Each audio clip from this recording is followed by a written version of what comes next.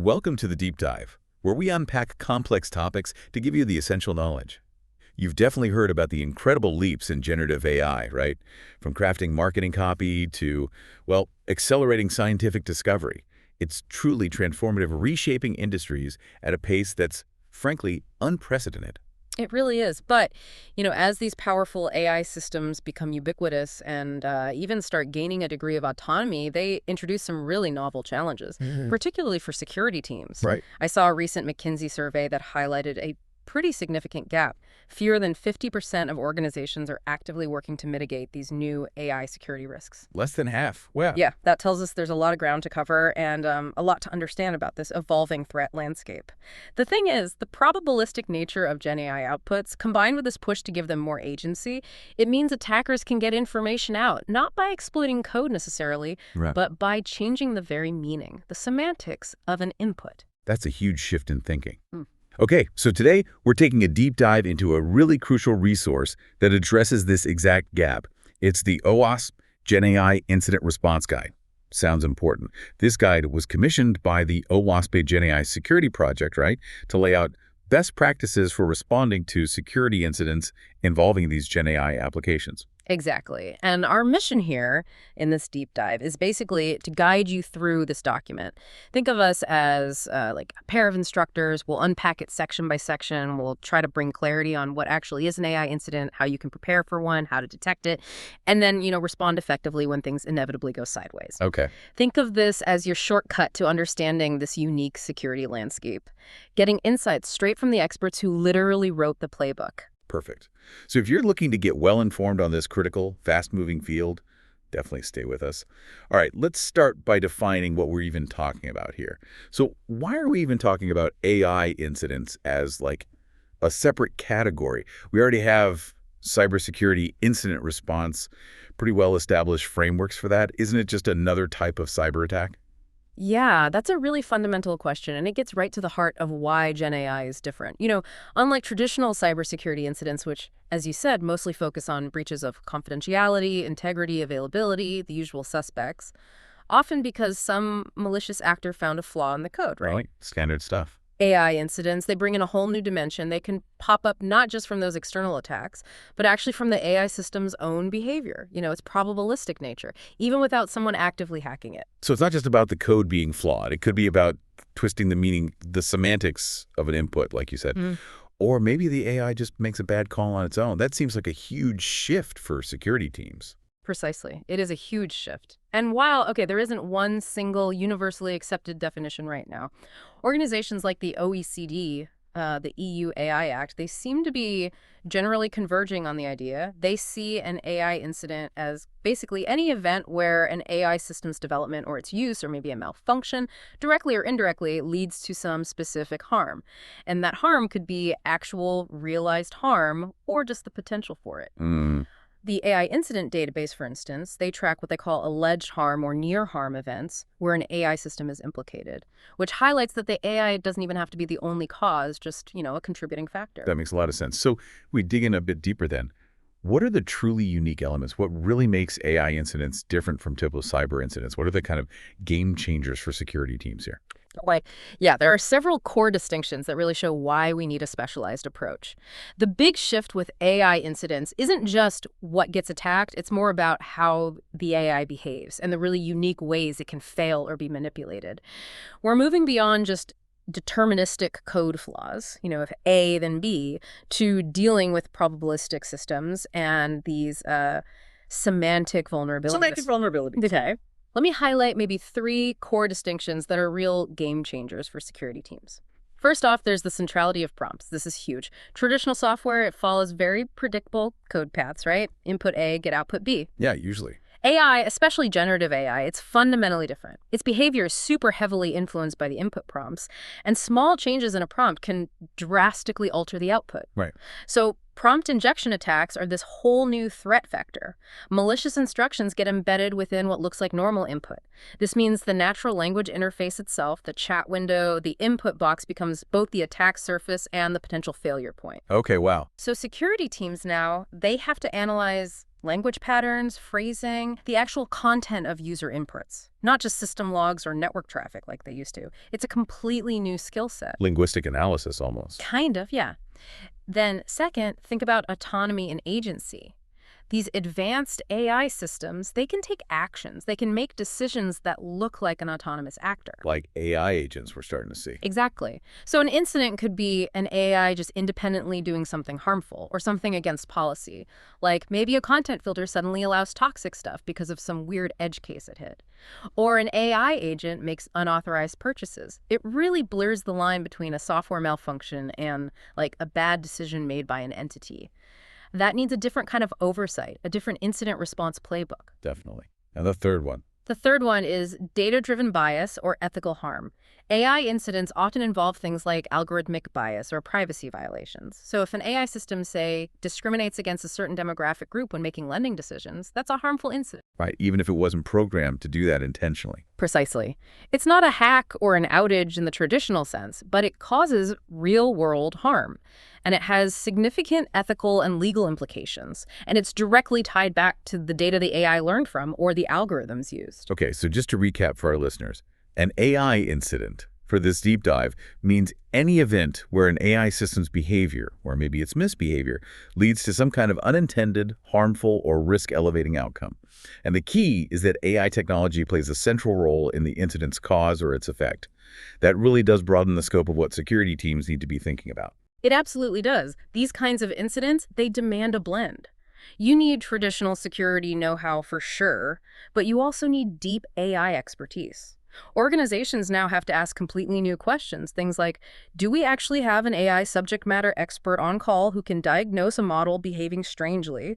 Or how do we contain an incident where the AI itself is the source of the false information or harmful actions? What kind of monitoring can even catch these AI-specific attacks like prompt injections or model drift? Yeah. The guide we're discussing, it really aims to provide answers to exactly these kinds of questions. And to bring these distinctions to life, the guide provides some really compelling real-world examples. This is where it gets fascinating because these aren't just theories, right? These are actual problems organizations are facing right now. They really are, yeah. The first example is the Air Canada chatbot misleads a customer. This one falls under the OWASP Top 10 LLM vulnerabilities, specifically LLM-06 excessive agency and LLM-9 misinformation. So Air Canada's AI chatbot, their customer service bot, it essentially hallucinated. It made up a non-existent bereavement fare policy. This caused actual financial harm to a customer who relied on that information. Oh, wow. Yeah. And the airline was actually ordered by a Canadian government tribunal to compensate the customer. And of course, they faced pretty significant reputational damage. This wasn't a cyber attack, it was purely an AI system failure, where the system literally invented a company policy. Invented a policy. Ah. Okay.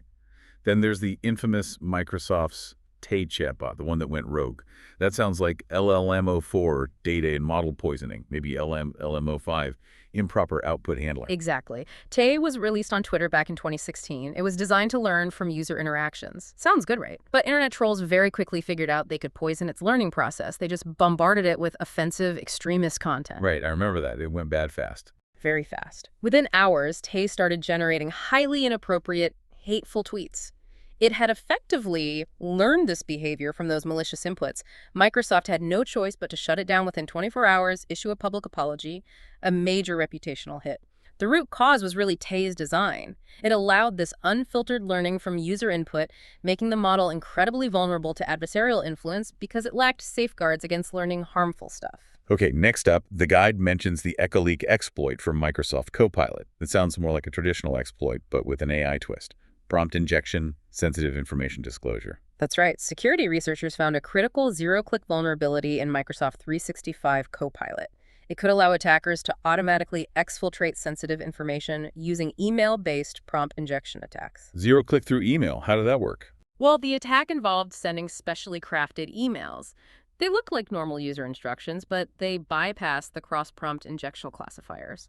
These emails contain malicious links designed to capture sensitive data right from Copilot's context when the AI processed the message autonomously.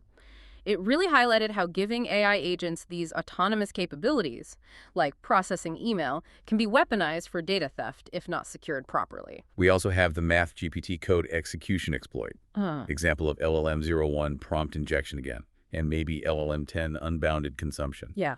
MathGPT was a prototype system. It used GPT-3 to generate and then execute Python code to solve math problems. Execute code.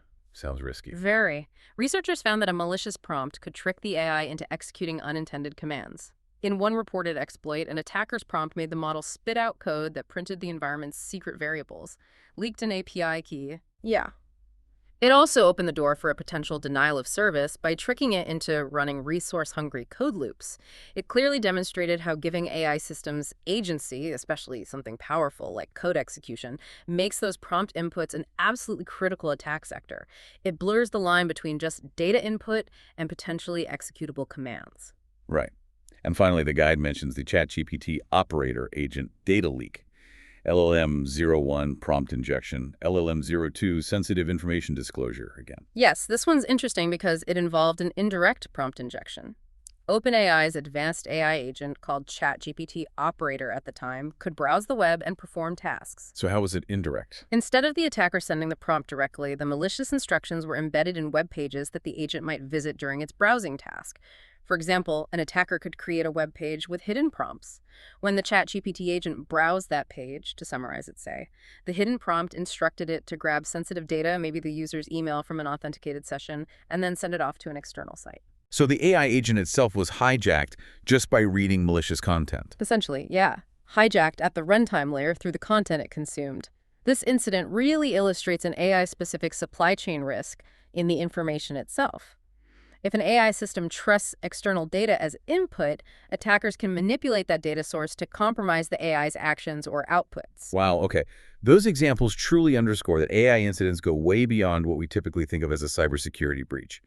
Yeah. They really highlight that the AI system itself, its reasoning, its data, its interface, can be the attack surface, not just the underlying infrastructure. Exactly. They demand that blend of AI expertise and traditional security know-how we talked about. This shift in perspective is absolutely critical for anyone dealing with AI security. So, to help actually dissect these incidents, figure out where things went wrong, the guide provides diagnostic criteria. It breaks down indicators of compromise, or IOCs, by the layer of the AI stack. This really helps distinguish whether you're looking at primarily an AI-specific compromise or maybe a more traditional cyber issue that's just affecting the AI system. Think of it like using an X-ray to pinpoint where the actual fracture is in the system. That's a fascinating analogy, segmenting by layer. But for a security team actually on the ground during an incident, Hmm.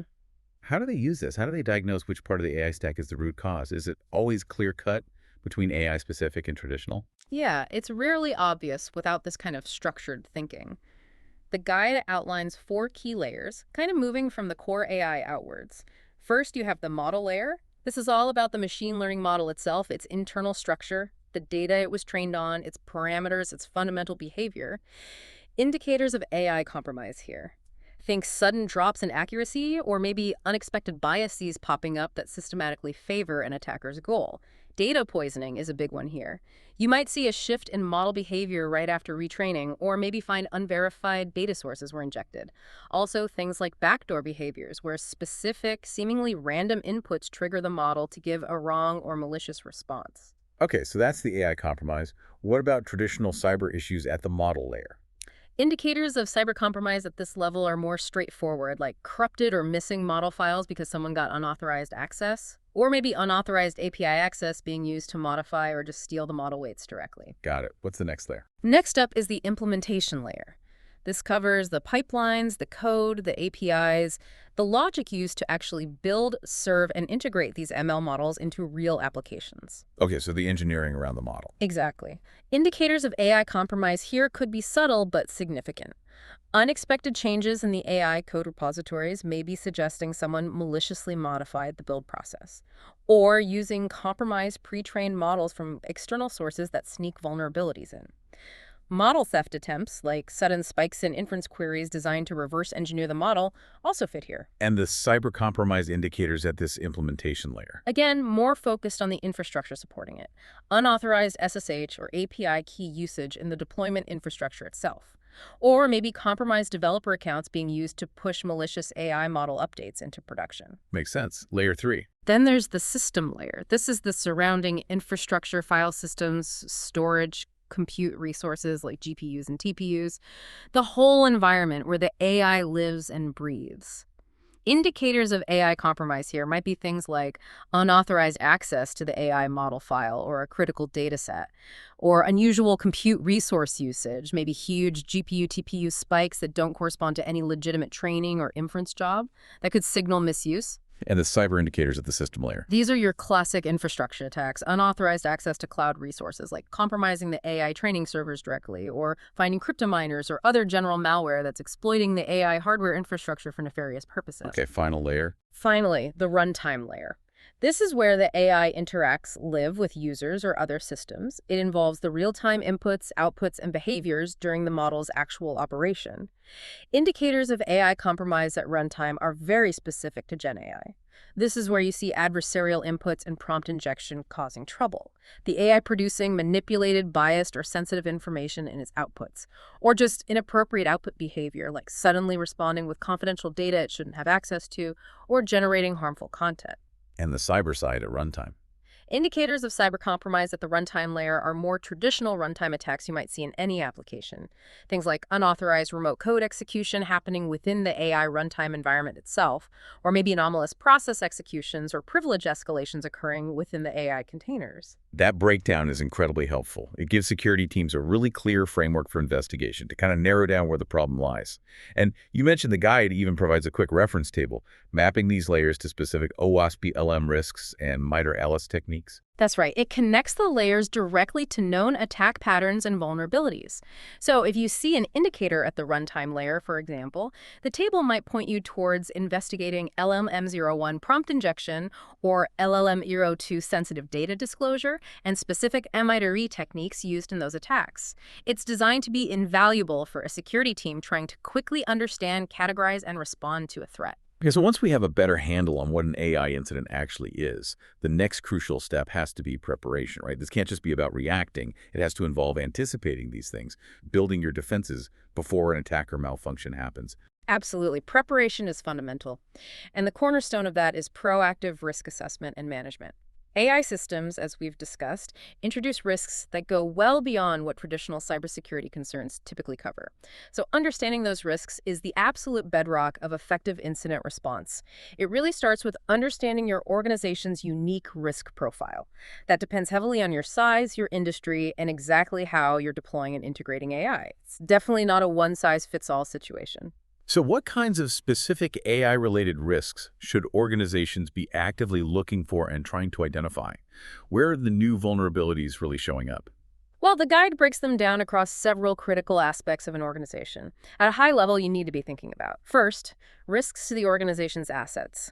This includes the obvious threats to confidentiality, like breaching sensitive training data or stealing model parameters, but also integrity risks. What if models are compromised by data tampering? And intellectual property compromise through theft of the models or algorithms themselves. Okay, assets. What else? Second, risks to users and consumers.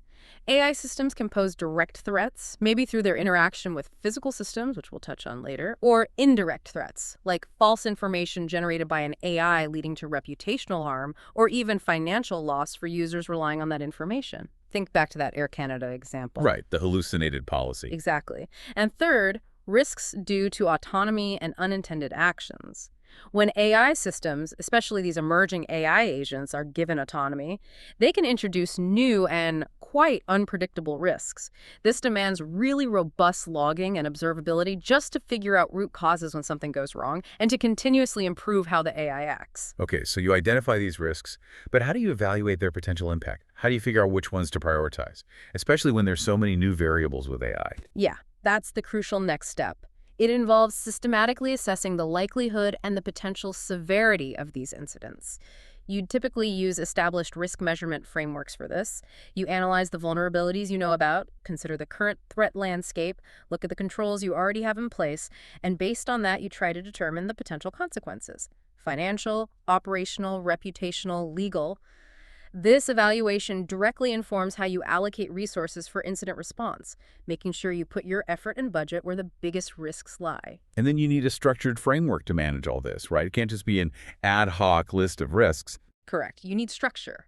The guide really emphasizes developing a formal risk management framework. Ideally, it should align with something recognized like the NIST Artificial Intelligence Risk Management Framework, AI RMF. This framework needs clear risk management policies that define the organization's overall strategic approach to AI risk, assign roles and responsibilities clearly. It also needs robust risk assessment procedures detailing exactly how assessments are conducted, what tools and methods are used, how often they happen, and finally, it needs clear risk response strategies. These give you options for addressing the risks you find. You might choose risk mitigation, implementing specific controls, or risk avoidance, maybe deciding not to pursue a high-risk AI application, or risk transfer, like using insurance, though reputational risk is hard to transfer. Or sometimes risk acceptance for low-impact, low-likelihood risks. You might decide to accept it, but you need to document that decision thoroughly. Okay, so you've got the risks identified, you have a framework. How do you make sure these AI risks get integrated into the bigger picture? They can't just live in some AI-specific silo, right? Otherwise, they might get overlooked by enterprise risk management. That's exactly right. They need to be formally included in your main enterprise risk register, treated with the same seriousness as other major business risks. The guide advises several key practices to make this happen effectively. First, critically, you need to define AI Gene AI as a distinct risk category. Don't just lump it under cybersecurity or IT risk. As we've seen, Gene AI introduces truly novel risks, prompt injection, model drift, hallucination that need their own specific intention and categorization. Okay, make it distinct. What else? Second, assign clear risk owners.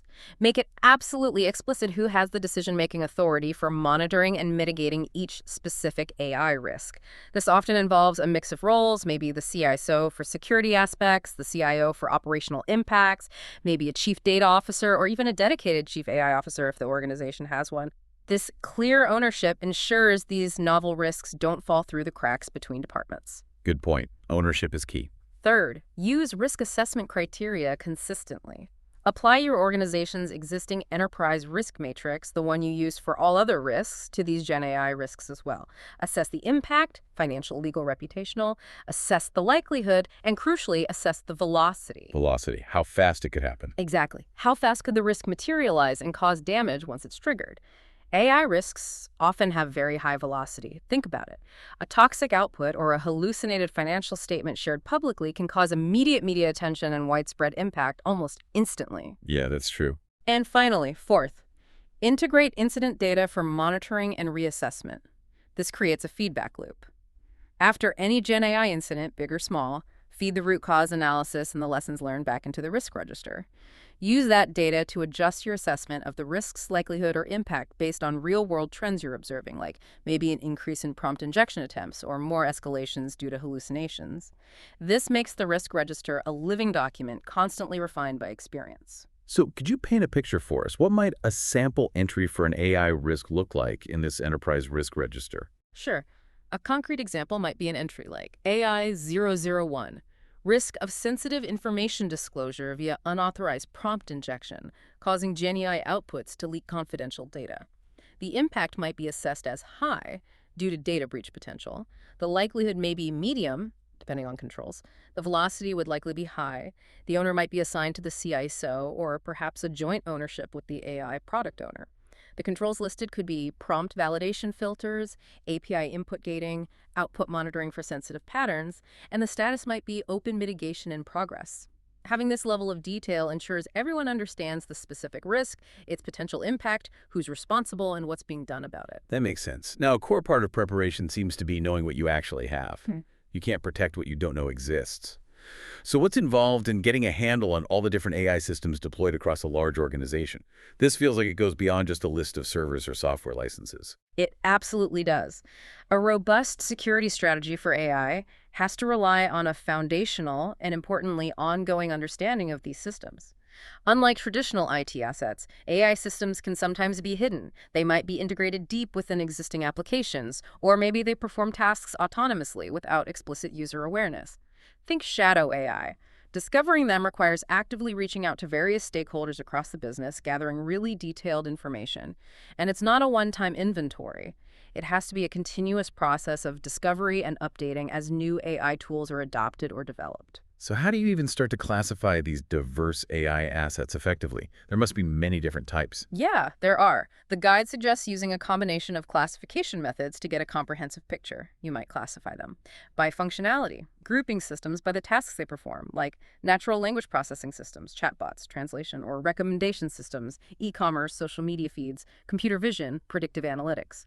Understanding the function helps anticipate specific attack vectors relevant to that function. Okay, function. What else? By criticality, this is about prioritizing security efforts based on how important the AI system is to the business or its mission.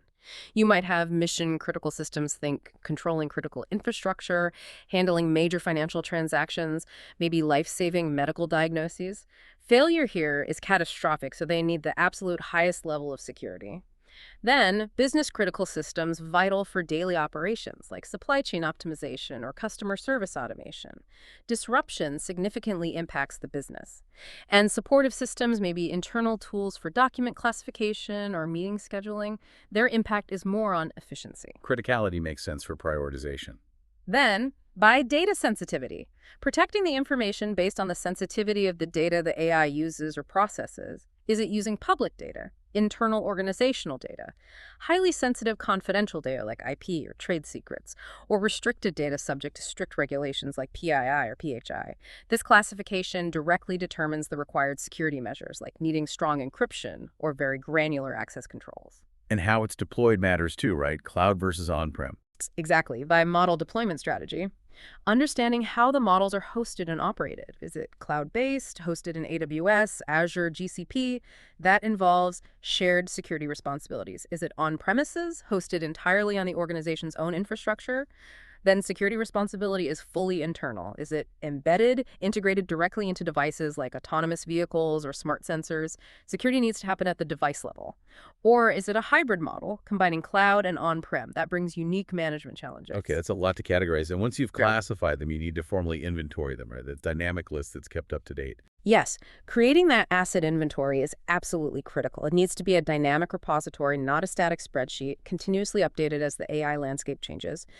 A really comprehensive AI asset inventory, according to the guide, should include the core organizational foundation, infrastructure, applications, private data, the specific generative AI application components themselves, things like foundation models, any custom models you've built, guardrails, agents, knowledge bases, training data, vector stores, and all the supporting components, plugins, users accessing the system, APIs connecting it, development tools used to build it.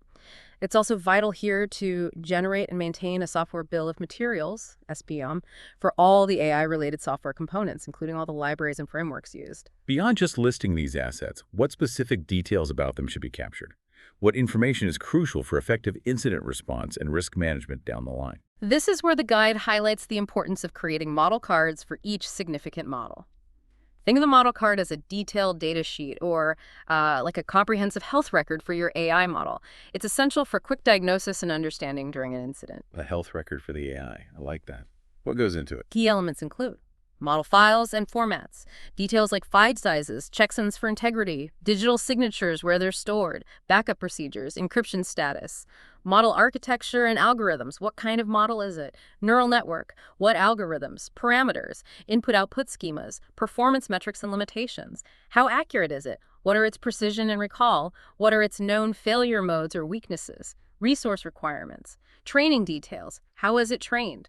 What data? What compute resources? Hyperparameters, bias and fairness assessment, results from bias testing, fairness metrics used, any identified biases, and strategies used to mitigate them. And critically, security assessment, results from adversarial robustness evaluations, resistance to prompt injection, findings from red team exercises. Okay, that's incredibly detailed just for the model itself. It is, and beyond the models, it's also vital to inventory, the data sets, training data, validation data, testing data, any production data it interacts with. document their origin, collection methods, metadata, access patterns, anonymization status, storage locations, and then, of course, the infrastructure supporting the AI. Hardware like GPU, STPUs, the cloud infrastructure, VMs, managed services like SageMaker or Vertex AI, APIs, internal, external, the applications and services leveraging the AI, monitoring tools, development platforms. Taking this holistic approach ensures every single component is tracked and its security posture understood. That's a massive amount of detail, but I can see how having it readily available would be absolutely critical during a high-pressure incident response scenario. What about how these systems are accessed? That seems like a common weak point. It often is. Understanding the accessibility of AI systems and services is crucial. You need to map out all the points of entry and how data flows through the system once it's inside. This means identifying all user interfaces, web apps, mobile apps, all APIs, internal, external, documenting their authentication details, and all the authentication and authorization mechanisms being used, like MFA, RBAC, API keys. Having robust controls here is vital for preventing unauthorized access, obviously.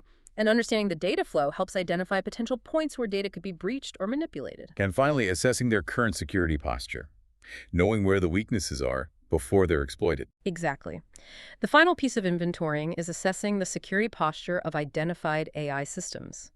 This involves documenting all the existing security controls already applied to each asset. It means conducting regular vulnerability assessments and penetration testing. And critically, this must include AI-specific adversarial attack testing, not just standard network pen tests. Evaluating compliance with relevant standards like GDPR, HIPAA, or NIST guidelines, and thoroughly documenting any identified security gaps and the plans to remediate them. And here's something the guide highlights that's really interesting and increasingly important. Pay special attention to non-human identities, NHIs. Non-human identities, what are those? These are things like applications, automated services, autonomous systems, IoT devices, basically any entity that interacts with your AI systems without direct human intervention at that moment. Think service accounts, API keys used by automated scripts, other AI agents talking to each other. Securing these NHIs is crucial because they can be exploited if not properly managed. They can act as powerful autonomous actors within your system if compromised. Lastly, maintaining up-to-date network diagrams is essential, showing segmentation, access control lists, ACLs, and how these AI systems connect to external resources. Okay, so you've meticulously cataloged all your AI assets down to the model cards and NHIs, but who's actually responsible for all of this? Who do you call at 3 a.m. when an AI system starts generating harmful content or making rogue decisions? That's the absolutely critical final piece of preparation, knowing your AI stakeholders. Identifying the human element. AI systems cut across so many different organizational functions: development, operations, legal, compliance, PR, the business units using the AI. So you need a crystal clear understanding of who is responsible for what, both internally and externally, before an incident ever occurs. This mapping prevents confusion, finger pointing, and delays during a crisis, enabling a rapid and coordinated response. Can you give us a sense of the range of possible stakeholders involved in managing AI and responding to incidents? It sounds like it could be a very long list, potentially. It absolutely can be, and often is. Internal stakeholders. This list is usually extensive. It includes your core IT and security teams, obviously, but also the AML development and engineering teams who built the system, DevOps or platform teams who run it, data governance teams, the data scientists who understand the models, legal and compliance, governance, risk and compliance, GRC teams, enterprise risk management, public relations, relevant executive level leadership, like the CIO, maybe CTO or chief AI officer, product owners responsible for the AI application, and the business unit leads whose operations depend on the AI. Wow, okay. That's a lot internally. What about external parties? External stakeholders. These really depend on your specific deployment model, your industry, and even your location. They can include the AI model providers if you're using third-party models like OpenAI, Anthropic, Google, your cloud infrastructure providers, AWS, Azure, GCP, maybe external model developers you contracted with, regulatory bodies you might need to report to like FTC, GDPR authorities, industry regulators, law enforcement in some cases, your own customers who might be directly impacted by an incident, and various third-party partners whose systems might integrate with yours. That is a lot of people and groups potentially involved. How do you map out these responsibilities effectively so that during a crisis, everyone knows their specific role and who to contact? The best practice, recommended by the guide, is to create a RACI chart or table. RACI stands for Responsible, Accountable, Consulted, and Informed. This chart explicitly maps stakeholders, roles, or specific people, to the AI assets, systems, or processes they own, or, importantly, to specific incident response activities. This allows for rapid identification of the relevant parties you need to pull in during an incident. Some key roles you absolutely need to define clearly in this RACI chart include system model owners. Who is technically responsible for fixing the AI system or model? Incident response roles. Who are the core members of the dedicated AI Incident Response Team, ART? What are their specific duties? Crisis management roles. Who are the key individuals from PR, legal, privacy, regulatory affairs who manage the broader crisis communication and compliance aspects? AI security roles. Which teams or individuals are responsible for ongoing model validation, testing, compliance checks, or privacy reviews specific to AI? And for each contact listed, you need detailed, up-to-date information. Their name, title, department, primary and secondary phone numbers, email address, any required secure contact methods like encrypted chat, and crucially, a designated backup contact in case the primary is unavailable. You also need to identify clear escalation paths within the organization and contingencies if key personnel can't be reached. And remember, this isn't a one-time task. You have to regularly review and update your RCI chart to ensure it reflects current systems, personnel, and responsibilities. It has to be a living document. So what does a simplified example of this RSCI chart look like in practice? How might it map out responsibilities for, say, AI threat modeling or breach reporting? Okay, so the guide gives an example. Imagine a table. Down the side, you have tasks like AI threat modeling, guardrail design, model behavioral testing, model deployment pipeline, runtime anomaly review, regulatory breach reporting. Across the top, you have roles. CISO, security engineer, data scientist, MLOps engineer, AI engineering lead, product owner, legal compliance, incident response team lead.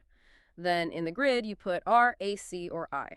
So for AI threat modeling, the security engineer might be R, responsible for doing it. The AI engineering lead might be A, accountable for ensuring it's done. And the product owner and data scientist might be C, consulted. For regulatory breach reporting, legal compliance would be A, accountable, and likely R, responsible, while the CISO and IR team lead would be I, informed. This kind of structured approach eliminates confusion during a high-stress incident by clearly defining exactly who needs to do what, who needs to be kept in the loop, and who has the final say. It's all about achieving clarity and efficiency when time is critical. All right, preparation is absolutely vital. We've covered that thoroughly. But even the best plans need a trigger, right? How do organizations actually know an AI incident is happening? What are the signals they should be looking for amidst all the noise of normal AI activity? Yeah, this is a really crucial area, and it's where AI detection significantly diverges from traditional cybersecurity monitoring in many ways. The guide strongly emphasizes that you need to stream every relevant signal into your central logging and metric stack the same one used by the rest of your security operations. What signals? Things like model inputs and outputs, the prompts themselves and any variations, details about training jobs, events from your data pipelines, GPU, CPU metrics from the infrastructure, all of it. Having rich, immutable audit trails for all this is the absolute foundation for detection. And critically, given that prompts are now the primary interface for interacting with many GenAI systems, they become both the most common attack vector and, importantly, the richest source of detection signals. You have to scrutinize those prompts. Okay, so focusing on those signals, what are the core detection techniques specifically for AI that security teams should be implementing? They generally fall into several categories, with, as I said, a very strong emphasis on analyzing the prompts themselves. First and foremost, prompt-based attack detection. This is absolutely critical because, again, prompts are the new attack surface. You need tools and techniques to monitor for attempts to override the AI system instructions or manipulate its behavior through the prompt. This includes tracking common patterns, specific phrases like ignore all previous instructions, or attempts to make the AI reveal its own system prompt or snippets of its training data. You also look for role-playing requests designed to bypass safety measures or maybe encoded or obfuscated malicious instructions hidden within the prompt. How do you detect those sophisticated prompt attacks? Simple keyword matching probably isn't enough. Definitely not. You need advanced pattern matching tools. These go beyond simple keywords. They leverage rule-based systems, maybe something like the NoVA2 framework mentioned in the guide.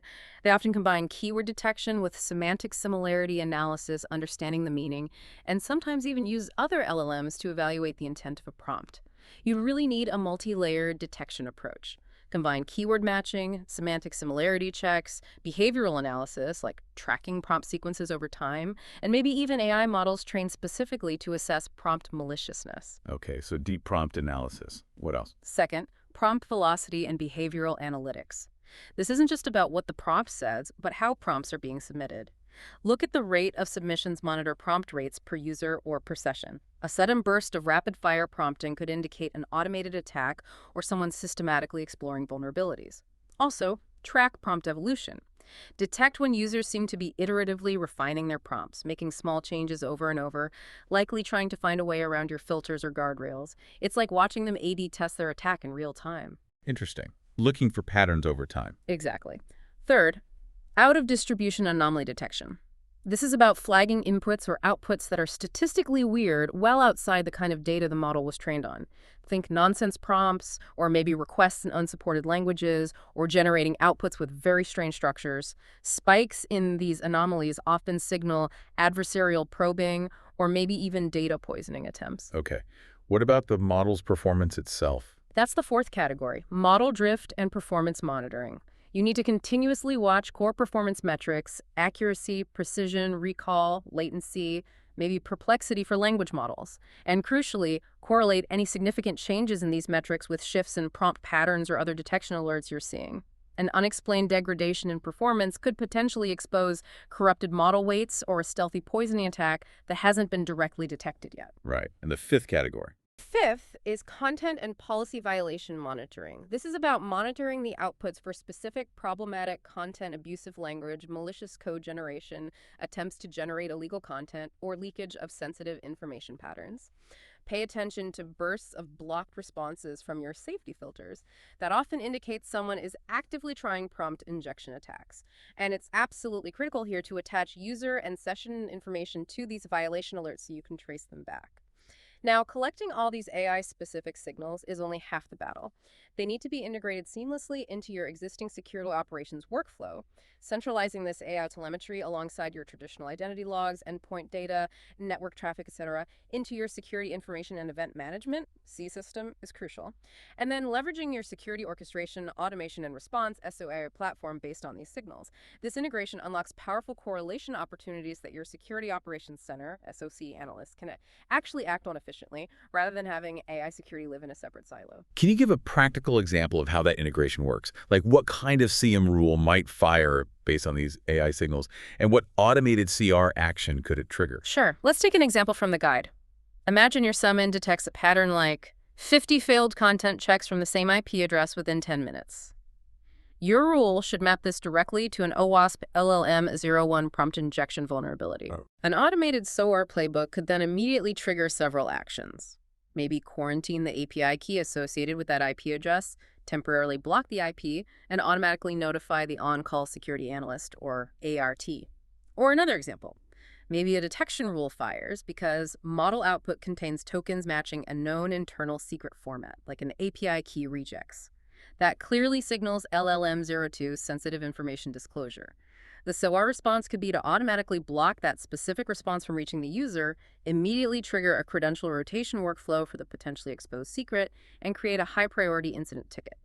The key goal is to map every AI-specific detection rule to a known vulnerability category, like OWASP LLM Top 10 or a MITRE ATLAS NCK technique. This gives analysts instant context on the potential impact and helps guide the appropriate response. Okay, so with all this telemetry potentially flooding into the SIEM, what does a good AI risk dashboard actually look like? How do you surface the critical information? And what's the strategy for effective alerting? You can't just have alarms going off for every minor anomaly, or you'll get alert fatigue fast. That's a critical balance to strike. A dedicated AI risk dashboard is essential for situational awareness. It should surface key metrics in near real time. Things like model health life accuracy, response length distributions, inference latency, data pipeline status, maybe a timeline of recent training events, diffs compared to baseline data distributions, usage and abuse metrics requests per user or IP, token counts, the hit rate of forbidden content filters, and safety events counts and categories of blocked outputs, maybe trends in specific types of violations. For the alerting strategy, the guide recommends using a mix. You need simple, single-threshold alerts for clear violations like profanity rate and outputs exceeds 1% over 5 minutes, but you also need more sophisticated composite multi-signal alerts that correlate weaker indicators. For example, an alert might trigger only if model confidence drops by 20%, 50%, and the rate of out-of-distribution inputs increases by 3x simultaneously. This helps reduce noise. And absolutely crucially, every single alert that fires must link directly to a predefined runbook or playbook. That runbook should guide the analyst through initial evidence gathering and prescribe the first-hour triage steps. This sounds like a significant undertaking to implement, especially for organizations that are maybe just starting their AI journey or have limited security resources. Where do organizations typically start with AI detection, and what should their goal be? Where should they aim to be in terms of maturity? Yeah, it's definitely a journey. The guide outlines a clear detection maturity model, which provides a useful roadmap. It breaks it down into levels. Level 1, ad hoc. This is often the starting point. Logging is fragmented, maybe non-existent for AI systems. Incidents are typically only found when users complain or something very obviously breaks. The immediate next step from here is simple. Enable central logging for all critical AI systems and start capturing baselines of what normal behavior looks like. Okay, get the basics in place. Level 2. Level 2, systematic. At this stage, AI logs are being ingested into the central SIEM. The security team has implemented their first few AI-aware detection rules, maybe basic prompt monitoring. They might be doing periodic, maybe monthly, checks for model drift. The next milestones from here are getting closer to near real-time anomaly alerts and ensuring the SOC staff receive adequate training on common AI threats. Getting more proactive. What's level 3? Level 3, integrated. Now we're talking about organizations using AI for mission-critical functions. They likely have real-time anomaly detection models deployed specifically for AI monitoring. They conduct regular red team exercises that specifically target AI systems to validate their detection coverage. The organization's next goals here are usually focused on automating response actions via SOR and actively tracking metrics like mean time to detect, MTTD, and mean time to respond, MTTR, specifically for AI incidents. Okay, highly integrated and measured. Is there a level 4? Yes, level 4, AI-empowered SOC. This is the most advanced aspirational level. Here, the organization is actually leveraging AI within the SOC itself to enhance AI security. AI tools might be used to automatically cluster related alerts, propose new detection rules based on observed patterns, and proactively hunt for novel or emerging AI threats. The ultimate milestones here involve establishing a continuous improvement loop, constantly refining detections, and ideally sharing de-identified detection patterns and insights with the broader security community to help everyone improve. That's a great model. So once an incident is detected, clear and secure communication becomes absolutely paramount, right? Both internally to coordinate the response and potentially externally. Absolutely critical. Poor communication can derail even the best technical response. The guide highlights the need for clear, predefined procedures for secure communication protocols and reporting formats. First, you need to establish secure communication protocols. This means creating multiple, dedicated channels for reporting incidents. Maybe a specific email address, a dedicated phone hotline, perhaps even secure anonymous reporting mechanisms for employees. Crucially, you need secure and resilient communication channels for the response team itself, especially if there's a chance the primary corporate systems, like email or Team Slack, might be compromised by the threat actor. Consider using secondary out-of-band channels like Signal or WhatsApp groups that exist outside your organization's main network for sensitive incident coordination. You also need a clear, documented, tiered escalation pathway who gets called when based on severity. And have a war room plan ready for major incidents, defining communication roles and tools. Okay, secure channels. What about the notification process itself? Second, notification procedures. You need to clearly define what types of AI incidents warrant alerts and at what level of severity or urgency. For each type of incident, your plan should list exactly who must be notified. This is where your stakeholder mapping and RANCI chart become vital. Specify how they should be notified, phone call versus email versus pager, and when, immediately, within 1 hour. Include fallback contacts, issue regular status updates to keep all relevant stakeholders informed during the incident. And, critically, understand your legal or regulatory obligations. Do you need to notify authorities, regulators, or affected customers? Document all notifications made. Right, external communication is key too, especially with AI's potential impact. Exactly. Third, public relations and crisis communication. AI incidents, especially those involving bias, harm, or major data leaks, can attract significant public and media attention very quickly.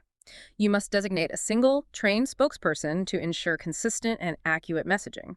Establish clear internal procedures for communication-trained staff on what they should and shouldn't say publicly. Have a rapid process for getting public statements reviewed and approved by legal and leadership. Evaluate early on whether regulatory agencies or other outside stakeholders need proactive outreach. And for internal tracking. Finally, an internal reporting template. Create a standardized form or ticketing template specifically for documenting AI incidents. This ensures consistency in reporting and makes sure all the crucial information gets captured right from the start. A unique incident ID, date time detected, a clear description which AI system model was affected, an initial impact assessment, the incident type cause if known, the detection method, immediate actions taken, stakeholders notified, the response team assigned, next steps plan, and the current status timeline. Makes sense. And central to all of this communication and response prioritization is understanding the severity of the incident, right? You mentioned earlier that traditional severity frameworks often fall short for AI. Why is that, and how does the guide suggest approaching severity assessment for AI incidents? Yes, precisely. Traditional cybersecurity severity frameworks, often based on impact to confidentiality, integrity, availability, can be insufficient because they don't always adequately capture the unique risks and harms associated with AI. Think about things like model integrity issues, poisoning, backdoors, data trustworthiness concerns, was the training data biased, or the unpredictable behavior of probabilistic systems leading to harmful hallucinations or discriminatory outcomes. These don't always fit neatly into the standard CIA triad impact assessment. A well-defined severity matrix specific to AI incidents provides a standardized, objective framework to evaluate the true impact and urgency of an AI event. It empowers the incident response team to prioritize efforts and allocate resources effectively based on the specific nature of the AI-related harm. What are the specific factors the guide suggests considering before formally declaring an AI incident and starting to assess its severity? Is there a preliminary check? Yes. Before formally declaring incident, a quick preliminary assessment is crucial to understand the situation. This includes identifying the affected AI system type and its criticality, using your asset inventory. Assessing the functional impact, is the AI system's intended function disrupted, degraded, or being manipulated? Determining the nature of the anomaly, does it look like an adversarial attack, maybe mapping to MITRE ATLAS techniques, or more like an internal malfunction or drift? Evaluating data integrity and confidentiality, is training data compromised? Is sensitive data being exposed in outputs? Ascertaining the operational and systemic impact, how broadly is this affecting business processes? Assessing the potential harm, physical, financial, reputational, legal, ethical implications, and considering external and regulatory implications. Okay, so you do that quick assessment. Then, once you declare it an incident, how is the actual severity level calculated? Once declared, the severity should be calculated objectively, typically using a predefined matrix. You assess the incident against each applicable dimension outlined in your matrix. Common dimensions include functional impact, data impact, reputational impact, legal compliance impact, financial impact, maybe even safety impact for physical AI. You assign a score, e.g. minimal, low, medium, high, critical, for each relevant dimension based on defined criteria. The key principle is usually that the highest individual score achieved in any single dimension determines the overall incident severity. So even if the functional impact is minor, if there's critical data exposure, the whole incident becomes critical. Exactly. That data compromise might elevate the overall severity. This structured approach ensures consistency and rapid assessment, avoiding subjective arguments about severity during the crisis itself. And this calculated severity level then directly drives the required speed and scale of the response, correct? Precisely. The calculated severity level is the primary driver for resource allocation and incident response prioritization. Critical severity 45 incidents should trigger immediate activation of the full, dedicated cross-functional ART. They demand strict and rapid communication protocols, aggressive containment actions, like potentially taking critical systems offline immediately, and have very stringent response time obligations, SLAs, potentially requiring containment within minutes. Lower severity incidents allow for more measured, contained responses, perhaps handled by fewer people with longer response SLAs. This proportional approach is vital for efficiently managing resources.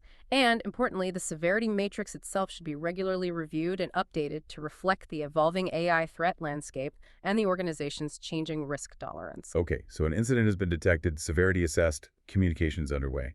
Now we're into the core response. The guide mentions that a critical first step here is defining the blast radius of the AI incident. What does that mean specifically in the context of AI? How is it different from defining the scope of a traditional IT breach? Yeah, blast radius for AI is often broader and significantly more complex than for traditional IT incidents. For AI, the blast radius encompasses the potential cascading impact across the entire AI lifecycle, any dependent systems, and potentially real world consequences. It goes beyond just identifying compromised servers or user accounts. You need to consider models. Which specific model versions might be compromised? Were poisoned models deployed? Datasets. Which training, validation, or production datasets might be affected or corrupted? Applications and services. Which business applications or external systems rely on the outputs of the compromised AI? Where does its influence spread? Decisions. This is a big one for AI. Can you quantify how many users, customers, or critical business decisions were potentially influenced by erroneous or malicious AI output? Think about fraudulent transactions approved, discriminatory recommendations made, incorrect medical diagnoses suggested, financial and reputational exposure, estimating both the direct costs, remediation, fines, and indirect losses, lost business brand damage, and interconnected AI systems. Does the output of the compromised AI feed into other AI models downstream? This can create a complex ripple effect. That sounds like a potentially massive and complex scope to define quickly during an incident. How do you measure and identify this broad blast radius in practice? It heavily relies on the preparation work we discussed earlier. Your comprehensive asset inventory and your network workflow diagrams are absolutely critical here. They help you map dependencies and potential propagation paths quickly. Then, your robust AI-specific monitoring helps detect anomalies that might indicate the spread beyond the initial point of compromise. You need clear criteria, likely tied back to your severity matrix dimensions, for measuring the impact across all these areas, models, data, decisions, etc., to effectively define the blast radius. It's about systematically working outwards from the initial detection point using the documentation and monitoring you have in place. Now, once you have a handle on the severity and the potential blast radius, the guide stresses the importance of having clear service level agreements, SLAs, defined specifically for AI incident response. These SLAs should be directly tied to the incident severity level, reflecting the varying levels of urgency and acceptable downtime or data loss. What kinds of specific obligations or timeframes are we talking about in these AI SLAs? Are they similar to traditional IT SLAs for things like server uptime? They are similar in concept, but tailored to AI incident phases and risks. The guide defines several distinct response obligations that should have target times based on severity. Initial containment time. The maximum time allowed to take initial actions to limit the spread and prevent further damage, e.g., disabling a specific API endpoint, quarantining a user. Eradication time. The maximum time allowed to completely remove the malicious component or fix the root cause, e.g., removing poison data, patching a vulnerability, rolling back a model. Recovery time objective, RTO. The maximum tolerable duration for the AI service to be unavailable before it's restored to normal operation. Recovery point objective, RPO. The maximum tolerable amount of data loss measured in time, for example, are outputs from the last hour acceptable to lose, or do we need point-in-time recovery? Communication frequency. Define intervals for providing status updates to relevant stakeholders based on severity. So for a critical incident, severity 4, for example, the guide suggests potentially incredibly tight timelines might be necessary. Think an initial containment time of less than 15 minutes. Eradication may be under 4 hours. And RTO within 8 hours. And immediate executive notification.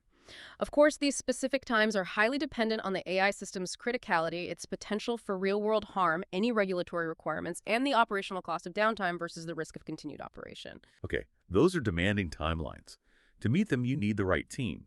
We know traditional IT incident response teams are essential, but AI clearly adds new complexities. What additional domain expertise does the guide say is needed to form an effective AI incident response team, ART? This is key. The guide emphasizes that a capable AR team must layer specific AI domain expertise on top of the traditional IR team skills, like forensics, network analysis, malware analysis. Some critical AI-specific roles that might need to be included, either as dedicated members or readily available consultants, are AI security specialist. Someone who deeply understands adversarial machine learning tactics, can interpret attacks like prompt injection or evasion, and validate the effectiveness of model safety controls. Machine learning engineer. Someone who can trace issues back through complex data pipelines, investigate problems in retraining jobs, understand the model deployment infrastructure, like MLOS tools. Prompt injection abuse analyst. A specialist focused on reproducing malicious prompts or jailbreaks, confirming harms linked to hallucinations, and helping to scope the extent of prompt-based attacks. Data scientist. Someone who can statistically quantify performance drift, investigate potential bias amplification, or analyze unexplained deviations in model outputs compared to baselines. Model governance lid. The person responsible for verifying model documentation, tracking versions, ensuring policy compliance, and potentially making the call on whether to roll back a model or activate a kill switch. Ethics and risk advisor. Someone who can examine the broader societal or legal impacts of an incident, ensure response actions respect fairness principles, and advise on ethical dilemmas. Maybe an AI red team lead involved in testing mitigations post-incident. And definitely the AI product owner business lead to provide critical business context on the impact. Plus, an MLC Cops lead who understands the security of the ML infrastructure. That's a diverse set of skills. Yeah. How does the structure of this AR change based on the organization's size and resources? A small startup obviously can't field a team like a global bank. Right. The guide provides practical, tiered guidance based on organizational scale. Small organizations, 200 employees maybe. Realistically, it's likely a small cross-functional pod, maybe 5, 7 people. Roles are often double-hatted. You see a software engineer also acts as the ML engineer. They might rely heavily on fractional external counsel or specialized consultants. Key actions for them are creating a basic ART roster, drafting lightweight runbooks for likely scenarios, and potentially leveraging managed detection and response MDR partners for 247 monitoring and initial triage. Okay, lean and reliant on partners, medium size. Medium organizations, say 200, 2,000 employees. Here you might see a dedicated virtual team, maybe 8, 15 members pulled from different departments when needed. Tier 2 or Tier 3 SOC analysts should receive specific ML threat training. You might have in-house ML engineers or data scientists who rotate on a weekly model-on-call schedule. Key actions include embedding specific AI incident playbook into their existing SEMSOR tooling and conducting regular, maybe quarterly, tabletop exercises simulating AI incidents. More formalized, with internal expertise on call, and large enterprises. Large organizations, 2,000 employees or in highly regulated sectors, this typically calls for a more federated program, potentially with specialized subteams. The AI is likely its own distinct capability or a dedicated function within the main CR.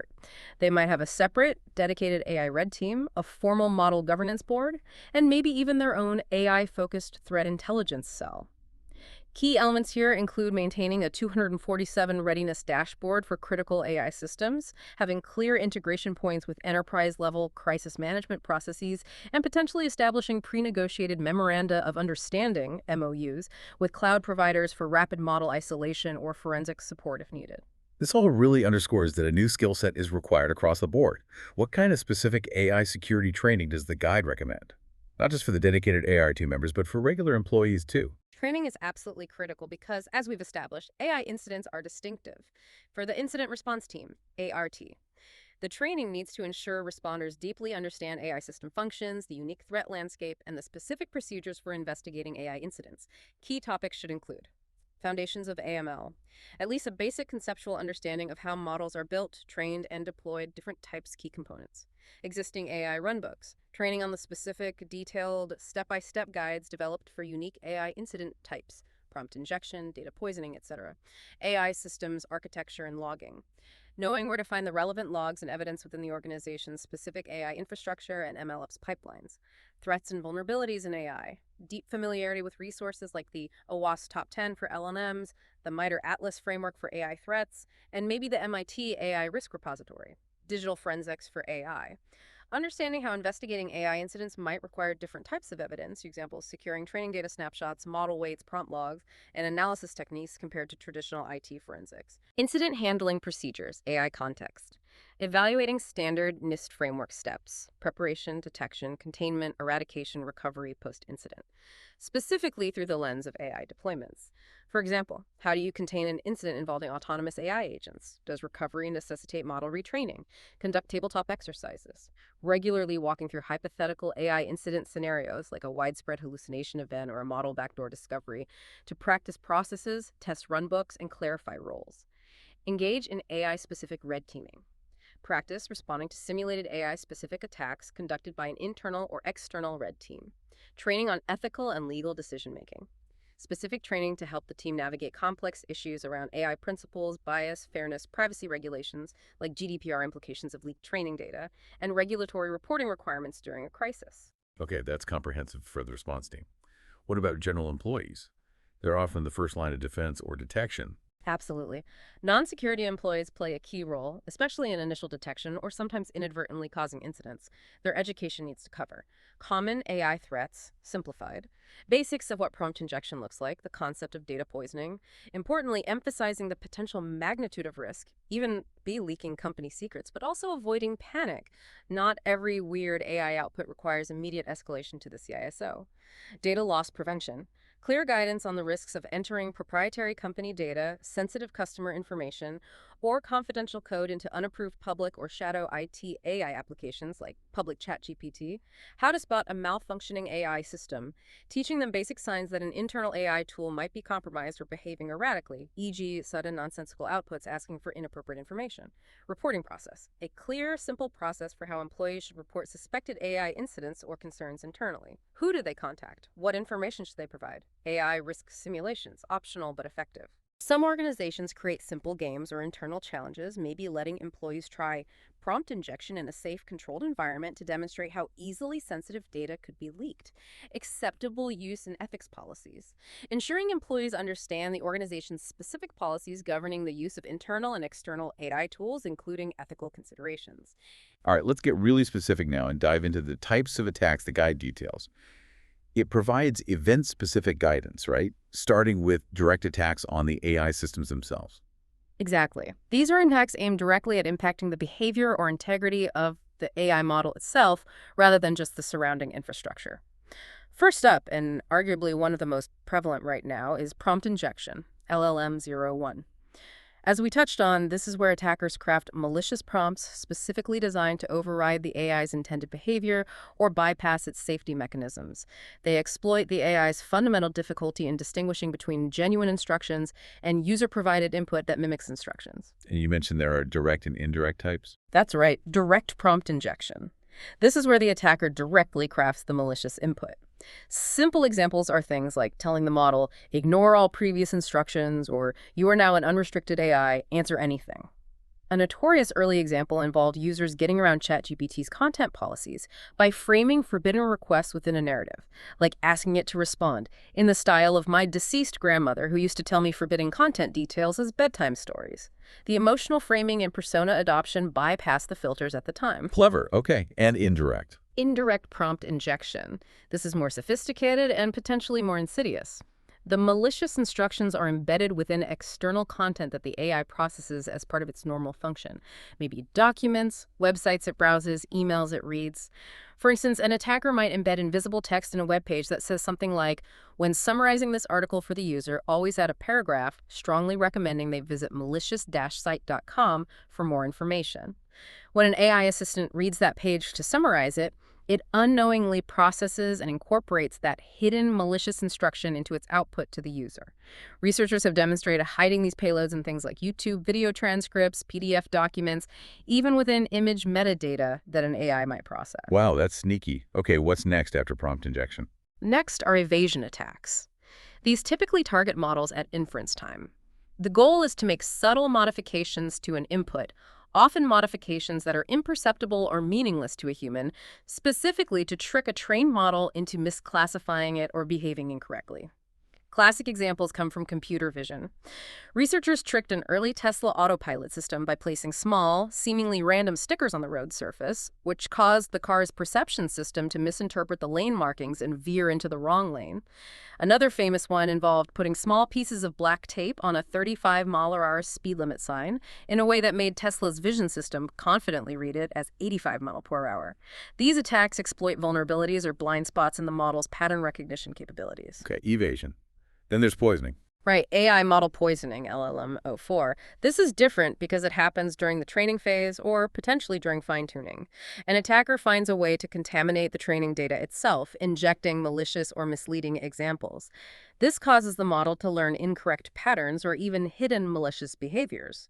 The poisoned model might perform perfectly normally on most inputs, making it hard to detect, but it might behave maliciously or fail predictably when triggered by specific subtle conditions that the attacker designed, often called a backdoor trigger. Microsoft's Tay chatbot is the classic cautionary tale. Here, it was effectively poisoned in real time by malicious user interactions acting as training data. Got it. What about getting data out of the model? That falls under data exfiltration. LLM-02, LLM-07. This is about the unauthorized extraction of sensitive information through interactions with the model. There are a few ways this happens. Training data extraction. Adversaries craft clever queries designed to make the model reproduce literal snippets of its training data. This could potentially extract personally identifiable information, PII, proprietary code, or copyrighted content that was improperly included in the training set.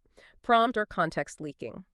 Manipulating the model, often through prompt injection, to reveal hidden context like its own internal system prompt, configuration details, or even API keys that might be accessible in its operating environment. A widely known case was early versions of Microsoft's Bing Chat, codenamed Sydney, which, back in February 2023, was coaxed by users into revealing large parts of its confidential system message and operating instructions. Unintentional leakage. This isn't an attack, but still a huge risk.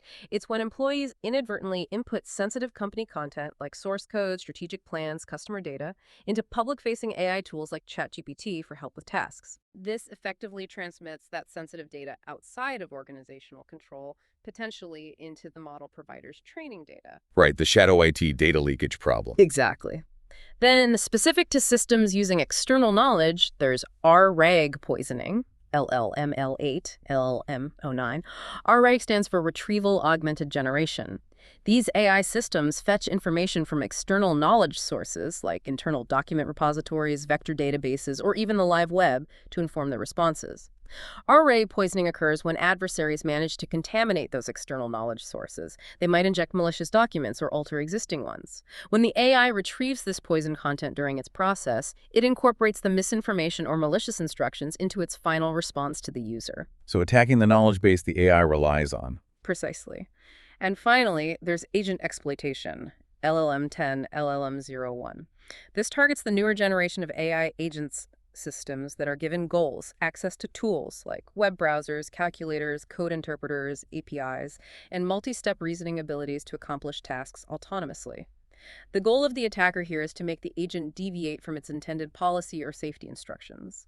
A common form is jailbreaking, using clever or complex prompts to bypass the agent's safety filters and get it to produce disallowed content, perform forbidden actions, or misuse its tools. These attacks can also lead to excessive resource consumption, LLM-10, if the agent is tricked into performing computationally expensive tasks, making recursive calls, or getting stuck in infinite loops using its tools. Okay, that's a really comprehensive breakdown of the direct ways AI systems can be attacked. So how does the guide recommend detecting, containing, and recovering from these specific types of attacks? It details robust strategies across the incident response lifecycle. For detection and analysis, the critical evidence sources are going to be AI system logs, logs generated by the AI platform itself, security events, model errors, guardrail triggers, user and activity logs, detailed logs of prompts submitted and responses received, though you need to be careful with privacy considerations here, application logs, logs from any third-party applications integrated with the AI, device infrastructure logs, logs from the underlying servers, containers, network devices. Detection methods range widely. Anomaly detection, looking for deviations from baseline behavior. Signature-based detection for known prompt injection patterns. Behavioral analysis tracking user sessions over time. There are also specific techniques needed for things like model inversion attack detection, data poisoning detection, often statistical analysis of training data, evasion attack detection, monitoring input perturbations, API security monitoring for unusual call patterns, and deep log analysis correlating events across these sources. The guide also mentions data-centric methods, checking data quality, monitoring for data drift, outlier detection in inputs, and model-centric methods, using interpretability tools, monitoring performance metrics closely, robustness testing, periodic auditing. A lot of different angles for detection. What about containment, eradication, and recovery? For containment, eradication, and recovery, the actions are tailored to the attack type. Containment. This involves immediate actions. For prompt injection, it might mean implementing stricter input validation or quarantining anomalous user sessions immediately. For data leakage, it might mean isolating exposed system prompts or API keys. You might need to temporarily restrict model query volumes or control access to specific ML models in production. Eradication. This focuses on removing the threat's root cause. If data poisoning is suspected, you need to sanitize the training data and retrain. If a backdoor is found, you need to remove it and potentially harden the model. This phase often involves verifying the integrity of ML artifacts using checksums or digital signatures, restricting the loading of untrusted libraries, and hardening models through techniques like adversarial retraining. Recovery. This is about safely restoring service. It involves validating the restored or cleaned ML model through rigorous functional and behavioral audits before putting it back online. You might apply watermarking techniques to newly generated content to help track future issues. Scheduling continuous red teaming is key, ensuring the generative AI model is properly aligned with safety and ethical guidelines, and resuming logging with potentially enhanced detection capabilities based on lessons learned. And finally, post-incident activity is crucial for learning and prevention. This includes a thorough root cause analysis, RCA, a detailed impact assessment, financial, reputational, etc., verifying model integrity again, ensuring the secure reintegration of affected systems, and critical governance tasks like updating your AI bill of materials, BOBUMs, revising security policies and procedures based on the incident, and importantly, sharing de-identified findings, like new attack patterns or IOCs, with the broader community through platforms like the OWASP AI Exchange or the AI Incident Database. Okay, that makes sense for direct attacks. But you mentioned supply chain risks earlier. It's not just about the model you control, right? What about the entire ecosystem, the libraries, the data sources, the pre-trained models you might use? Right. Attacks on the supply chain are a huge concern for AI systems, arguably even more so than for traditional software. Compromises here can be devastating because they introduce vulnerabilities at a very foundational level, targeting the libraries, data sources, or third-party model dependencies that your AI relies on. And the inherent black box nature of many complex AI models makes detecting these embedded supply chain vulnerabilities even harder. The guide makes it clear. While traditional cybersecurity supply chain best practices like SBOMs, dependency scanning are necessary, they are not sufficient for AI due to these unique risks. So what are the primary types of supply chain attacks specifically highlighted for AI in the guide? It focuses on two main categories that exploit the dependencies in the AI development lifecycle. Training data model poisoning attacks, LLM-03, LLM-04. This is a supply chain issue when the poisoning happens before you get the model or data. Malicious actors might inject poison data into a public data set you used for training, or tamper with the weights of a pre-trained model you download from a repository like Hugging Face. The effect is the same as direct poisoning. The model learns malicious behaviors. Detection here involves looking for disproportionate misclassification rates on specific types of inputs, checking for unusually high confidence and incorrect predictions, searching for hidden backdoor triggers, or identifying gaps or inconsistencies in the provenance documentation of your training data or pre-trained models. Before putting any externally sourced model or data into production, you absolutely need to validate its behavior with adversarial testing, baseline behavioral checks, and potentially red teaming. Okay, poisoning via external sources. What's the other main category? Backdoor attacks embedded in the supply chain. Similar to poisoning, but specifically focused on embedding hidden triggers within a pre-trained model or component. These triggers activate malicious behaviors only under very specific attacker-defined conditions. In computer vision models, the trigger might be an invisible watermark or a specific small pattern added to an image. In NLP models, it might be a specific rare keyword or phrase. Attackers use techniques like pixel-level pattern manipulation, subtle keyword insertion, or invisible modifications to embed these backdoors during the model's initial training by the upstream provider. Detecting these is really challenging. It often relies on observing anomalous behaviors or inconsistencies in the model's predictions during rigorous testing, specifically looking for unexpected outputs tied to specific types of inputs. Tools like Neural Cleanse or Strip, mentioned in security research, aim to help reverse engineer potential trigger patterns in models you suspect might be backdoored. These sound incredibly difficult to defend against, especially if you're relying on external components. How do you even begin to protect yourself throughout the AI development lifecycle? It requires a defense-in-depth approach, integrating security checks into every single phase of the AI software development lifecycle, SDLC. The guide maps this out. Design and planning. Start here. Define trusted sources for your base models and training data. Establish clear requirements for generating and maintaining AI bills of materials, AI BOMs, for all components. Development and training. Enforce strict dependency management. Use tools like pip audit or NPM audit to check for known vulnerabilities in libraries. Validate datasets for signs of poisoning before training. Require code reviews for any internally developed AI components. Testing and validation. This phase is critical. Includes specific adversarial testing for prompt injection, evasion, and model leakage. Test models thoroughly in sandbox environments before they get anywhere near production data or systems. Build and packaging. Digitally sign and verify the integrity of all AI artifacts, models, code, container images. Scan model containers for malware or vulnerable dependencies. Deployment and monitoring. Apply runtime anomaly detection specifically tailored for AI behavior. Monitor for high-risk system calls or network connections coming from the AI environment, like attempts to open reverse shells. Maintenance and incident response. Continuously validate the integrity of deployed models. Maintain robust rollback procedures to quickly revert to a known good state if a compromise is suspected. The guide also stresses the importance of static non-runtime detection. This involves using those ML bums or A-bomb bombs to meticulously list all assets and dependencies. Model files themselves, especially if they include code, like pickled models, should be scanned for potentially malicious inclusions, like dangerous imports, OSes, subprocess, socket. And alongside static checks, you need runtime monitoring. Use tracing tools or endpoint detection and response (EDR) agents within the AI environment to detect anomalous execution patterns like anti-debugging logic being triggered or unauthorized shell commands being executed by the model process. What about detecting subtle changes over time, like the model's predictions just slowly starting to go off the rails? That's where prediction drift detection comes in. You use statistical measures like comparing probability distributions or feature attributions to compare the model's recent prediction patterns against a known good baseline captured earlier. Significant drift can indicate malicious interference, a silent malicious model update, or potentially just concept drift in the real world that requires retraining. And if your models are part of those retrieval augmented generation RAG systems, monitoring RAG and pipeline level behavior is crucial. You need full request response logging, not just for the core LLM, but across all the interacting components, the retrieval system, the knowledge base, any filtering layers to understand the end-to-end flow and detect anomalies anywhere in the chain. And the incident response specifics for these supply chain attacks. How does containment, eradication, and recovery differ when the vulnerability came from outside? The containment strategy often involves immediately taking the affected model or component offline, isolating it from production systems, or disabling the specific API endpoints that rely on it.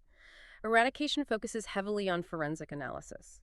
You need to analyze the code, the environment, the build pipelines to understand the delivery vector of the compromised component. Investigate any post-exploitation activity. Critically, compare the suspect artifacts, model files, libraries, against trusted, signed baseline versions if you have them. Recovery options include completely retiring the compromised model or component, rolling back to a known good previous version if available and safe, or, in the case of poisoning, potentially retraining the model from scratch using validated data and dependencies. Post-incident, there's often significant coordination required with third-party vendors if the compromise originated with them, demanding transparency, remediation confirmation. Forensic preservation is key for potential legal action or insurance claims. And governance needs updating, revising vendor risk assessments, improving procurement security requirements. This leads perfectly into the next scenario. Attacks involving third-party model providers. Many organizations don't build their own foundation models. They consume them via APIs from providers like OpenAI, Google, Anthropic, etc. What are the unique security challenges when your core AI dependency is this opaque external service? This is a critical and rapidly growing security surface. When you use a third-party foundation model via API, you are inherently dependent on that provider's security posture, their development practices, and the overall integrity of their model, which maps to LLM-03, supply chain vulnerability. You have very limited, if any, visibility into their training processes, the data they used, or the safeguards they implemented internally, yet your applications are still exposed to potential adversarial threats like model poisoning or backdoors, LM04, that might have been embedded within that external model during its development by the provider or even by their upstream dependencies.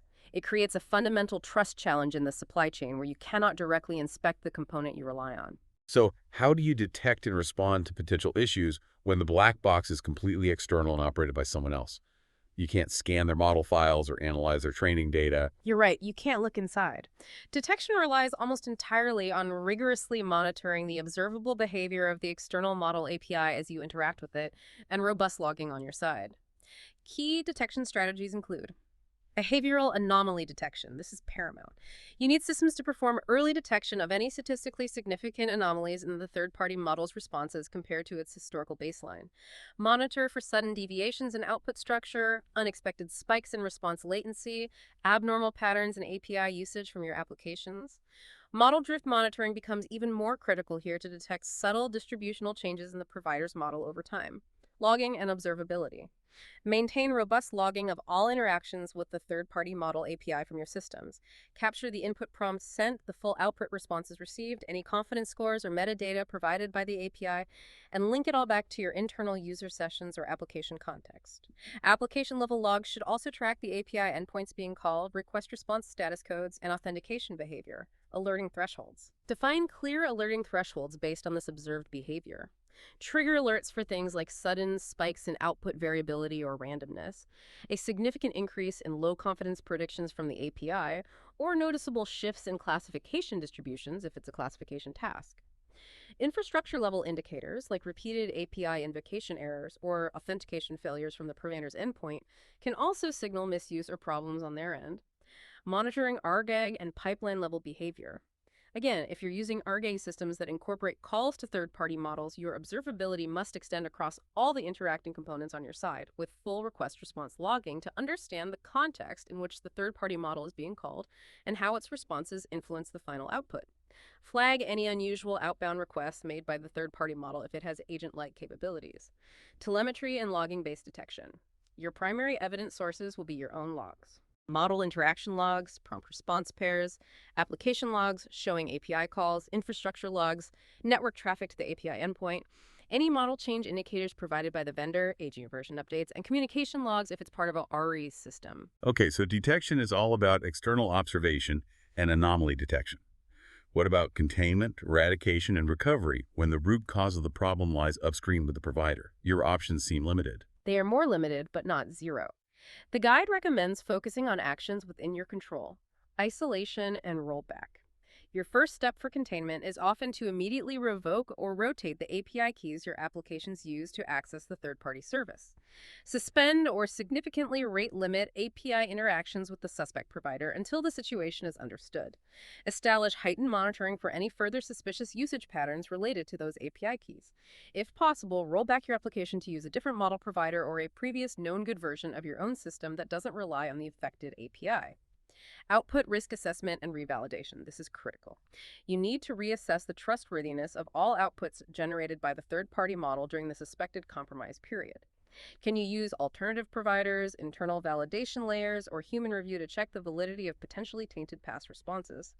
Run red team simulations specifically against the third-party API to probe for the suspected vulnerability or behavior yourself.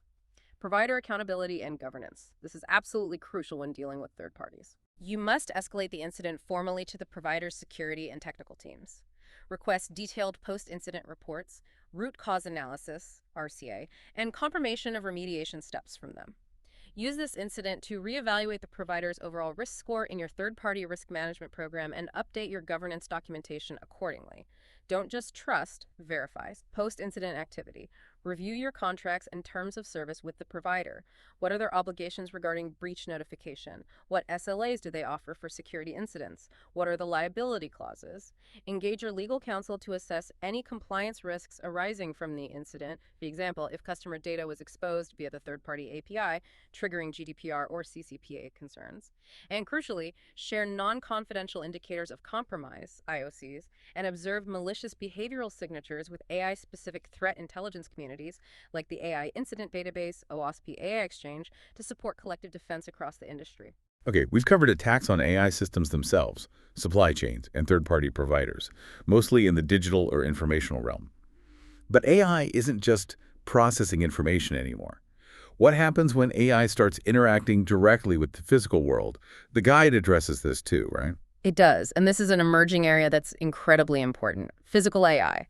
The guide defines this as AI used for input to, response to, or direct control of physical systems. These systems inherently involve sensors gathering data from the physical world, cameras, LiDAR, microphones, GPS, and actuators that interact with it. Robotic arms, motors, valves, vehicle controls. So robots, self-driving cars, industrial control systems. Exactly. And the key point is that for these systems, the definition of an incident can be vastly different from an information-only AI system. The potential harms are different, and therefore the incident response procedures, including the team members needed, will also be very different. While standard cybersecurity issues like patching vulnerabilities on the device still absolutely apply, there are significant additional considerations unique to physical AI. Interestingly, the guide notes that the OWASP Gen AI top 10 vulnerabilities, like prompt injection or excessive agency, can still be relevant even here, potentially leading to unsafe physical actions. Where are we seeing this kind of physical AI being deployed most prominently today? Which fields should be most concerned about these unique risks? It's already becoming quite pervasive and is rapidly growing. The guide lists a number of fields: robotics, manufacturing, logistics, warehouse automation, even surgical robots, space applications, manufacturing, quality control, process optimization, healthcare, diagnostic imaging analysis feeding into treatment plans, robotic surgery, transport, autonomous vehicles, cars, trucks, aviation systems, drones, logistics, optimizing warehouse operations, agriculture, precision farming, autonomous tractors, defense and security applications, smart cities, traffic management, infrastructure monitoring, and energy, grid optimization, predictive maintenance. Essentially, any sector where AI moves beyond being just a decision support tool and becomes an active agent manipulating or navigating the physical environment. That really broadens the scope. So what are the new kinds of issues or specific attack vectors that arise when AI systems operate physically? What are the threats beyond data breaches or misinformation? The guide outlines about 20 distinct potential issues, highlighting this critical blend of cyber threats translating into physical risks. Sensor spoofing or tampering. This is a big one. Feeding malicious input to the AI's sensors, cameras, microphones, LiDAR, GPS to manipulate its perception of the physical world. Think about tripping an autonomous vehicle's vision system, like the speed sign example we mentioned earlier, power supply disruption, simply cutting power, or perhaps a battery failure on a mobile robot, disabling critical AI systems deployed in the field. Mechanical or actuator failure. The physical components, robotic joints, motors, valves failing due to wear, malfunction, or even sabotage, preventing the AI from performing its intended physical task safely. Unauthorized physical access. Someone physically tampering with, stealing, or reconfiguring deployed AI devices like drones or sensors in the field. Environmental misclassification. The AI misinterpreting natural conditions, fog, heavy rain, sun glare, reflections, causing it to make faulty decisions with physical consequences. Localization GPS errors. The AI getting incorrect geolocation data, leading to navigation errors for drones or vehicles. Unexpected physical interactions. This is a major safety concern. The AI system colliding with humans, other vehicles, or unexpected objects in its environment due to misjudgment, sensor failure, or incorrect predictions of movement. Privacy violations via sensors. Physical AI often uses cameras and microphones. There's a risk of unintended or even unlawful collection of personally identifiable information, PII, from the surrounding environment through this pervasive sensing. Compromised supply chain components. Introducing malicious hardware, some compromised chips, or firmware into the physical AI device before it's even deployed. That list really drives home how the risk shifts from purely digital concerns to potentially immediate, tangible physical harm or malfunction. And the potential consequences outlined in the guide reflect that severity shift. Safety hazards. Direct physical harm or injury to humans, animals, or damage to physical infrastructure resulting from AI misbehavior or failure. This is often the top concern. Operational disruption. Significant downtime, lost productivity, or complete halts in service for critical physical systems, manufacturing lines, transport networks, energy grids, data breaches. Exposure of sensitive data that might be captured by the AI sensors or stored in its operational logs. Unauthorized system control. An attacker gaining control over the physical actions of the AI system due to exploitation or tampering. Legal and regulatory violations. Breaches of safety regulations, environmental standards, or privacy laws specific to physical operations, leading to fines and legal liability. Loss of trust or reputation. Significant public backlash and loss of trust if a physical AI system proves unreliable, unsafe, or unethical in its actions. Mission failure. For critical applications, defense, space, emergency response, the AI system failing to complete its essential physical task. Given these incredibly unique issues and potentially severe physical consequences, the incident response team for physical AI must look very different from the standard IT team or even the general AIRT we discussed earlier. You need people who can physically interact with the system or the environment. Absolutely. The composition of the response team is critical here. The guide explicitly lists additional roles for physical AI incident response, roles you wouldn't typically find in a purely cyber or software AI incident team. These include field technician robotic systems engineer. You need someone who can physically go on site, perhaps perform an emergency shutdown, physically debug the hardware platform, or safely retrieve a malfunctioning drone or robot. Emergency medical responder, EM or MT. If the physical AI incident has caused injury to humans, you need immediate medical assistance integrated into the response plan. Physical safety officer site safety lead, someone responsible for securing the physical environment during the incident and recovery operations. Think about containing a malfunctioning industrial robot or securing an accident scene involving an autonomous vehicle. Hardware forensics specialist, someone who can analyze the physical components of the AI device, circuit boards, sensors, actuators, for evidence during the root cause analysis. Mechanical engineer, to evaluate risks related to the physical movement, structural integrity, or potential mechanical failure modes of the system. Insurance liability analyst, to assess potential claims related to property damage or personal injury caused by the AI system. This really underscores the fundamentally multidisciplinary nature of responding to these potentially high-impact physical AI incidents. It requires a seamless blend of cyber expertise, AI knowledge, hardware engineering, physical safety protocols, and potentially medical and legal input, all working together under immense pressure. Hashtag tag outro. Wow, what a deep dive that was. We've really unpacked the unique and complex challenges surrounding generative AI incidents. We explored how they fundamentally differ from traditional cyber threats, dissected some compelling and, frankly, slightly scary real-world examples. And we delved into the comprehensive strategies the OWASP guide lays out for preparation, detection, and response, right down to the very tangible intricacies of physical AI interacting with our world. We really have. I think the key takeaway is that understanding the different layers of the AI stack, building and maintaining a robust AI asset inventory, meticulously mapping stakeholders, and implementing AI-specific detection methods and training, these things are no longer optional extras for organizations using AI.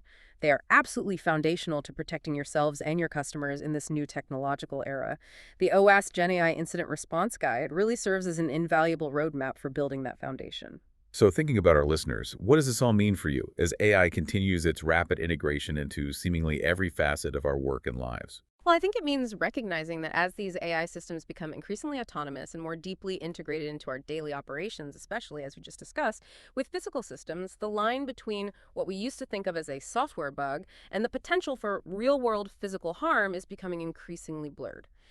This raises a really important, maybe even profound question for all of us. How will we, as an industry, as organizations, and really as a society, ensure the ethical deployment and the rigorous security of AI systems when their failures can have such immediate, tangible, and potentially severe consequences? The responsibility is shifting, I think, from purely preventing data breaches or service outages towards actively ensuring physical safety, fairness, and societal well-being in the face of increasingly powerful AI. That's a powerful thought to leave our listeners with. A question of safety and responsibility in this AI-driven future. We definitely encourage you to reflect on where AI systems might be operating, maybe unseen, in your own world or organization, and to consider how these principles of proactive preparation and ongoing vigilance, which we've discussed today, can be applied before an incident occurs, rather than just reacting afterwards. Absolutely. And for further exploration, to really dig into the technical details and practical guidance, we highly recommend checking out the OWASP Gen AI Security Project website itself. And look up the specific resources mentioned in the guide that we touched on, like the OWASP Top 10 for large language models and the MITRE Atlas framework for AI threats. They offer an incredible wealth of information for developers, security practitioners, risk managers, and frankly, anyone looking to better understand and navigate this rapidly evolving landscape. Thank you so much for joining us on the deep dive today. We genuinely hope this exploration of the OWASP Gen AI Incident Response Guide has equipped you with valuable insights and hopefully left you feeling more informed and better prepared for the evolving landscape of AI security. Until next time, keep learning and stay secure.